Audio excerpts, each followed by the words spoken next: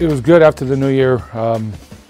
Get back to Huff, wrestle at home. You know, we've been on the road for most of the first half of the season, but you know, as I tell our guys all the time, after January 1st, the wrestling season is a blink of an eye because a lot of times you're wrestling on Friday and Sunday. Really not a lot of training days in between those days, so you kind of have to maximize those in between the Friday and Sunday duels. We're fortunate this week we go to Minnesota and wrestle them on Sunday, so we do have a couple of days this week to kind of work on some things and hopefully get better. Big weekend last weekend, 2 home meets, 2 tight meets. Interestingly enough, we've had 3 Big Ten duels this year, and all 3 have ended 18-17. 2 of them in our favor, 1 of them not.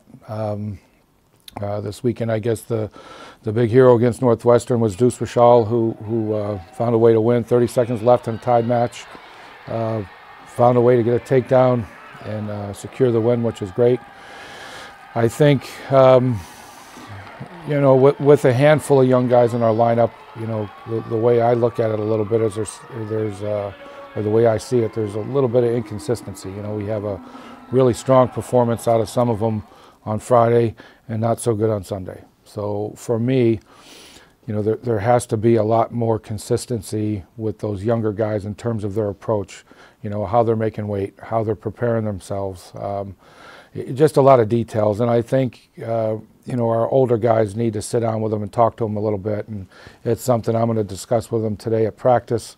We were off practice yesterday, and they needed a day off, and you know, I'll sit down with our older guys today and kind of have a conversation with them, and I think it's important to teach those guys a little bit how to be consistent, especially now that we're competing against really good teams every weekend, being in the conference schedule. So this weekend, you know, going up to Minnesota, they've had, you know, a handful of guys out of the lineup periodically this year and haven't been at full strength.